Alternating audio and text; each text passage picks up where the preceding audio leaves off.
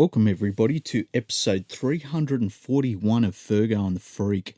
I'm your host, the Glorious League Freak, and today I'm flying solo, and I thought it was important to do a little bit of an emergency podcast because the NRL has come up with another rule change that it wants to bring in. Now, let me take you through this rule change. It has been put forward by ARL Commissioner Wayne Pearce, and he heads the Games Innovation Committee, whatever the hell that means. And basically, the rule change they want to bring in the match between the Tigers and Bulldogs next weekend, and possibly into the rest of the NRL final series after that, is that any time you kick for touch, you give up a 7-tackle set as a result of that. Now, that's basically the sort of rule that we have if you kick the ball dead, you give up 7 tackles. We've all seen how devastating that is to a defensive side, just having to have 7 tackles that they've got to stop.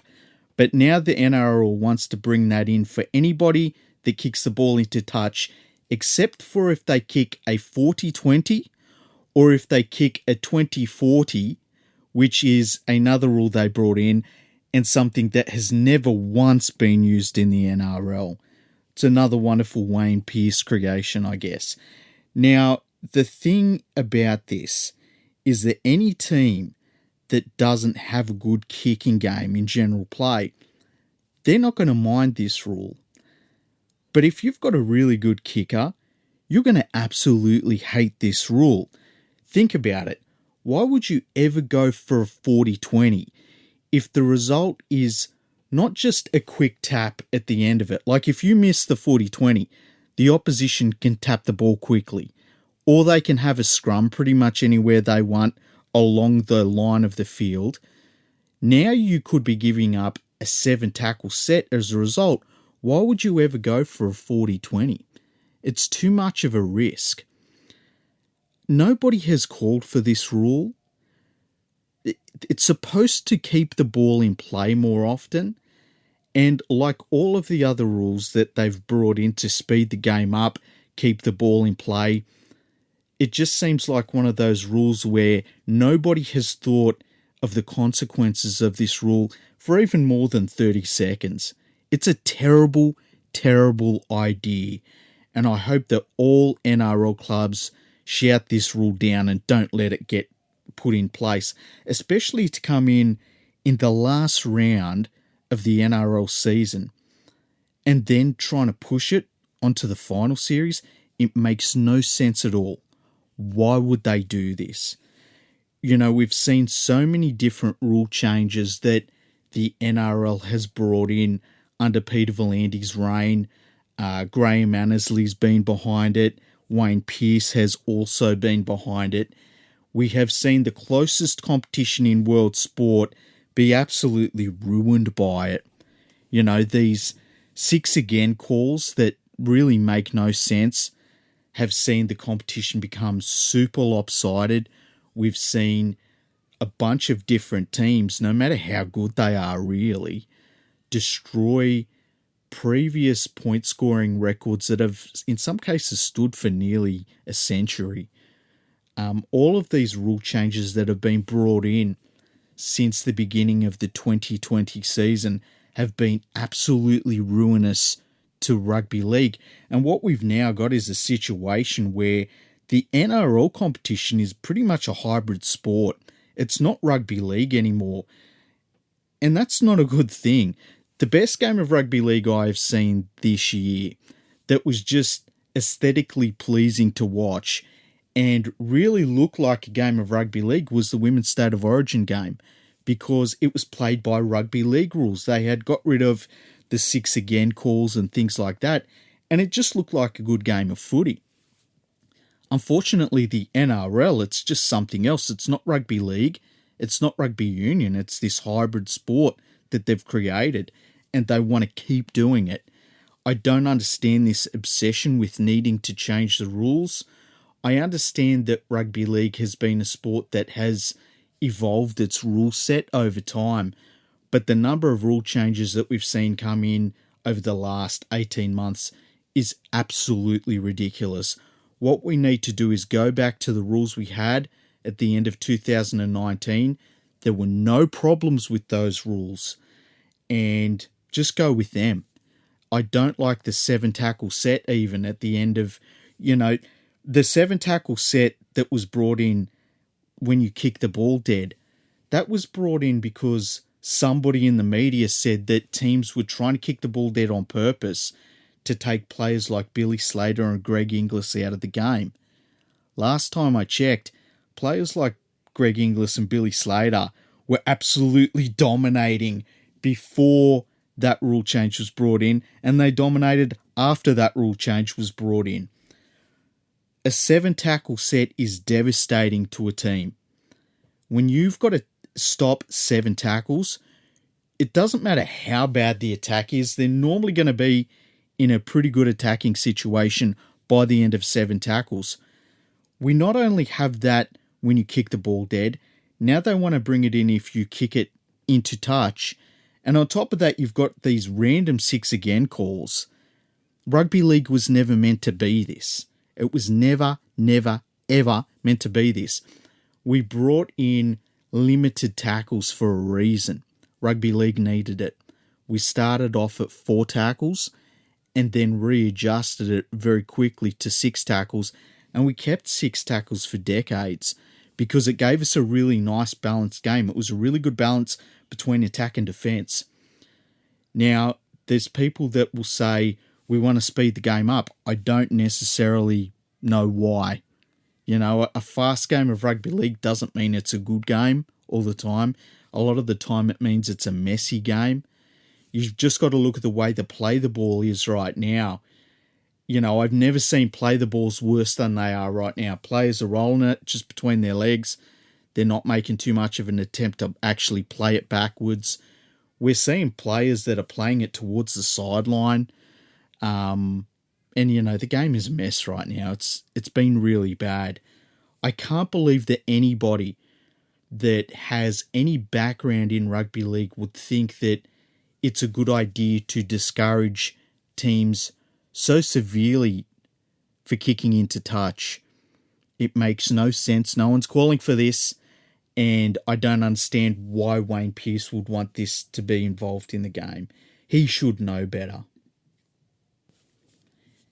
In a little bit of expansion news, there's talk coming out of Brisbane that 2 of the NRL expansion bids are looking to merge.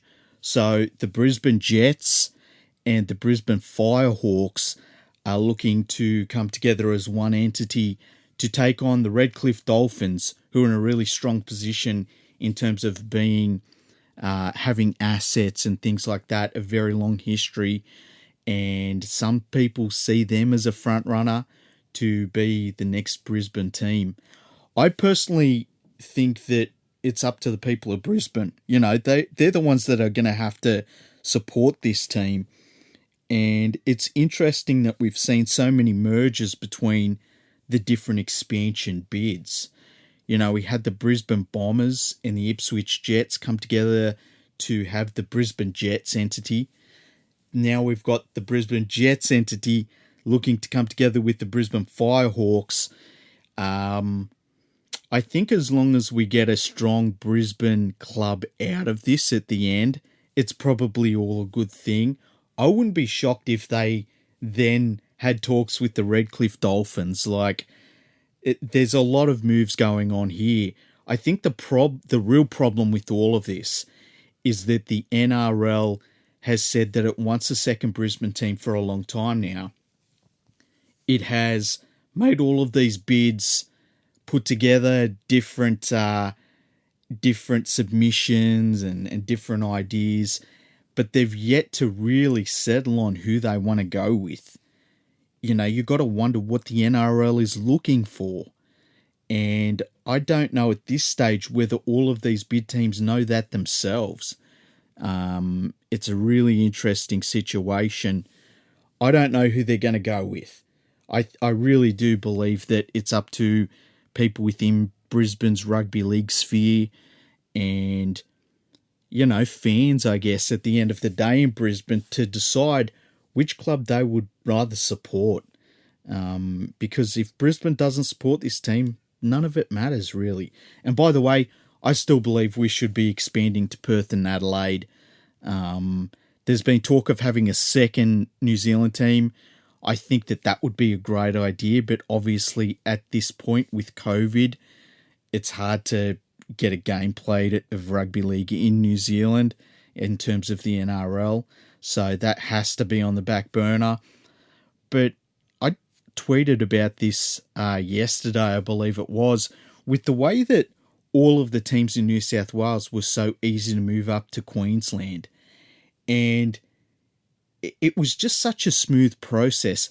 I think that the NRL should revisit the idea that they relocate some Sydney clubs, because I don't think it would be as painful as it maybe once was. I think if you were going to relocate a Sydney club, now is the time to do it. Now, maybe me and Andrew can have a talk about what clubs from Sydney you would relocate over other clubs. We could do a whole podcast about that.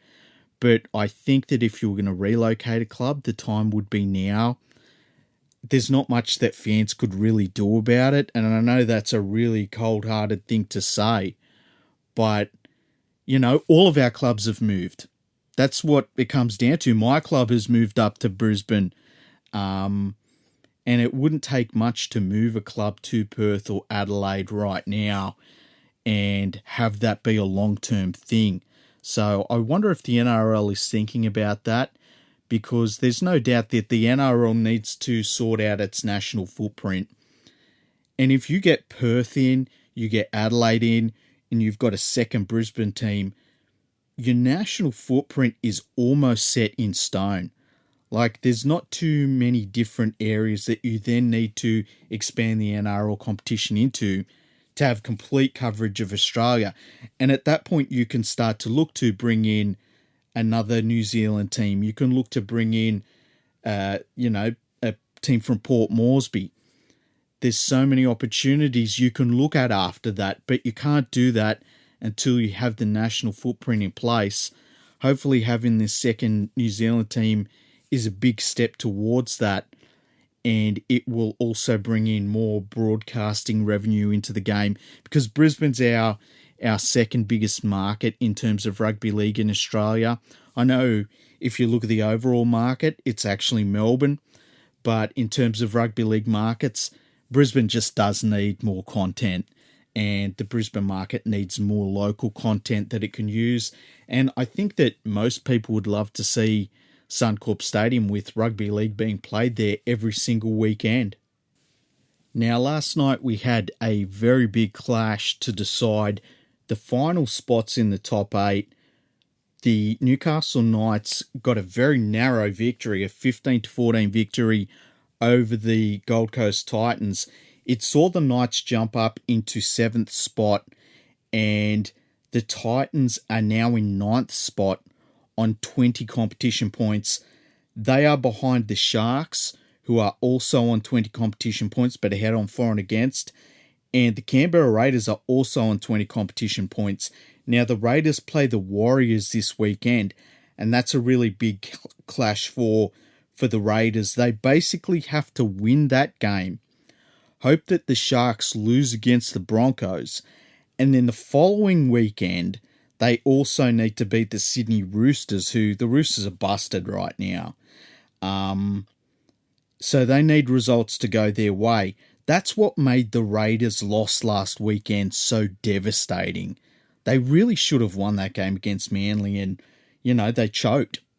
We've seen the Raiders choke a number of times, unfortunately, and that was one of their biggest chokes. A lot of people have said that, those last couple of places in the top 8, they're not going to really mean much. When you keep in mind that 5th place is Manly, and 6th place right now, anyway, is the Parramatta Eels. Those two teams are definitely a class above the likes of the Knights, the Sharks, the Titans, and the Raiders. There's no doubt about that. And even so, those teams are definitely a step down from at least the top 3 teams. I worry about the Roosters in 4th place. they're busted. They're so busted right now. They're probably going to lose to the Rabbitohs this weekend. It could see the Sea Eagles get up into that fourth spot, but we'll wait and see on that. There's only this round and next round remaining. But I definitely think that, it's still a top three race for me. And I think that after last week's match between the Panthers and Rabbitohs, it's really a Storm versus Panthers competition. And the Storm have been so great, and they've proven themselves in the big games as well. It's hard to really tip against them. Although I will say, and I say this as a Panthers fan, the Panthers are getting all their players back at the right time. They're going to have that game against the West Tigers this weekend, which, to be honest with you, should be an absolute slaughter. And then in the last round, the Panthers are playing the Parramatta Eels. So that'll be a pretty good tune-up for them going into the final series. The Storm play in the last round, the Storm play the Sharks, which is going to be a really important game for the Sharks. That could decide their place in the top 8. But it's always a tough game. Doesn't really matter where either of them are on the ladder. That's always a tough game for both teams. So the Storm are going to get a good run into the finals as well. I tell you what, they're going to be on a long winning streak. And you just know that Craig Bellamy is not going to be a fan of going into these big finals games with this giant, greatest winning streak in a single season under his belt. It's shaping up for an interesting end of the year between the Panthers, the Storm, and the Rabbitohs. It could just come down to form for those teams. Although I do think the thing about the Rabbitohs, they do just go to sleep too often. And if they got that out of their game, they'd be really, really terrible to play. But we saw in that game last week between the Rabbitohs and the Panthers, if you can just stick with the Rabbitohs, get past their onslaught, because they've got this point in the game where they just try and destroy you, and they've got the ability to. But against the likes of the Storm and the Panthers, I think those two teams, they can sort of weather that storm and then overall beat you over the 80 minutes. It's going to be a good final series between those three teams. I think everyone else is just making up the numbers, though. Now we're at the pointy end of the season, and that means we've got to look at the Fergo and The Freak tipping competition on the NRL website, and it's really close at the top. Between first place and fifth place, there's only 3 games in it. Now, I think, if you go back to needing 4 wins in the last little less than 2 rounds, I think that's a bridge too far. So I'm just going to go for the 3 games at the top. Now, we've got Andrew Marzalay, is how I'm going to say it. He's in top spot on 140 tips. Behind him is Sean M on 139. Yours truly, the Glorious League Freaks, is on 138. And then we've got Daniel Hayes, who's on 137 with Reagan, who is a very long-term friend of mine. It's going to be hard to really make up even 3 wins. I know last night I picked up a spot. Nobody in the top 5 got last night's game right except for me. I'm an expert. You got to expect that. But, even to make up those 2 spots to Andrew at the top is going to be very difficult. We might try and put something together for whoever wins this competition. I don't know what we'll come up with, but we'll try and sort something out. Unless it's me, and then I don't know what we can do then. Maybe we can throw me a parade. But it's really interesting that it's such a close competition. And when you look at the Who Tipped What website, the competition there is actually really close too. It's just about the same. Let me bring that up. So when you look at that competition, Richard Callender is leading that competition, and he's ahead of Nick Walshaw, the full 80, and then it's me and Gus Warland. And there's only three games between all of us in that competition as well. So that's going to be interesting. The rest of this round for the top four, we've all picked the same. Gus Warland has picked the Roosters. I don't know why. I think that they've got too many players out for this round. But it's all going to come down to the last round of games, basically. I am thinking what I will do is try and pick some really random teams. Hope that there's a bunch of upsets and see if I can make up some ground. But we'll wait and see on that. It's been a really interesting season. I think this has been a really, really easy season to tip. When I look at the percentages on this website, I've got 76% of the tips right this year. The leader, Richard Callender, has got 77%. They're extremely high. And I think it comes back to, the way that the NRL rule set has been. It's really easy to tip who's going to win a lot of these games because what were close contests, it's just not close anymore, unfortunately. They took the closest competition in the world and they absolutely ruined it, unfortunately. Well done to the NRL on that one. Now we're going to end this podcast by talking about a couple of fines the NRL has handed out. Josh Dugan has been handed a fine of $50,000 for failing to comply with game's biosecurity protocols. 50 grand, that is a whack.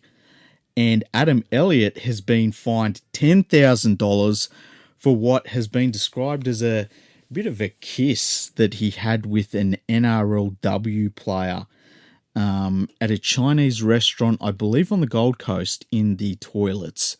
So that's a pretty classy venue, I've got to say. It is pretty interesting that the fines are that high for both of them. I think the NRL is trying to send out the message that it doesn't want players screwing this up. And I understand that completely. The NRL is spending millions and millions and millions of dollars right now just keeping the competition going up there in Queensland. And it wouldn't take much to get it shut down. All it needs is for the NRL to have some politician get a bee in their bonnet and really start pushing for the NRL to be shut down in Queensland, and it's all over, so we can't have that. A little bit of other news is that the NRLW competition, I believe, has been pushed back into next year. I think it's going to be played now in January. So we're going to see basically 2 seasons of the NRLW season played at the start of next year and I guess towards the middle of next year as well. I actually think that's a really cool opportunity for the NRLW because now they'll have their own space on the calendar. We'll be able to see how the players react to playing, first of all, in the summer months. They play 70 minutes at the moment, so it's still taxing on the female players, but it's better than the 80 minutes in the summer heat. But I think that having basically the sporting public's attention to themselves and more the rugby league public's attention just to themselves, it could actually see the NRLW season find a place for itself at that point of the year. It's not a very long season at all. I think it goes for a little less than 2 months as it stands. There's only 6 teams. So we could see some positives come out of that. And it's not the worst thing in the world, So, the NRLW players, a lot of people were saying, why can't they go into a bubble and that sort of stuff? A lot of players come from overseas for that season, which is obviously right now not feasible. The other thing is that players aren't full-time in the NRLW, so it's just not feasible to have them locked down away from their family and friends and, most importantly, their jobs. You can't really do that for them. So, yeah. we'll see how things go. Hopefully their season doesn't need pushed back or cancelled anymore, because we've seen too much of that happen in rugby league. We don't want any more cancellations or postponements or anything like that. Anyway, thank you for listening to this episode. If you've enjoyed it, make sure you go onto the Apple Podcast website, give us a 5-star rating, leave us a really nice reply. The nice replies we read out on the podcast, we end up putting on our website eventually, especially if you make it really random and have nothing to do with the podcast. Maybe talk about some recipe or something that you would really like us to try, or how you're coping with COVID. It doesn't really matter, just as long as you leave a reply and you make it a 5-star rating. You can always follow me and Andrew on Twitter. You can follow the podcast. Go to the podcast website. It's FurgoandTheFreak.com. You can find all of the links there for both of our podcasts, both of our Patreon pages, our Twitter feeds, and all of that. Check us out on Instagram, Fergo Freak Pod on Instagram. I've got my own Instagram now. I'm putting up heaps and heaps of pictures. Look up The Glorious League Freak, no spaces, and you'll find me. And then check out my website. It's leaguefreak.com. I write on there when I get fired up enough. You can bet your ass I got fired up enough about these rule changes that they're trying to bring in. I'm just over rule changes. Can we just go back to having rugby league like it was in 2019, please? Anyway, we will try and get another podcast out before the game between the Panthers and the Tigers. I want to get Andrew on before that game, and I want to call that episode The Tigers' Last Supper, and I think you know why. Thank you for listening to the podcast, and we will catch you soon.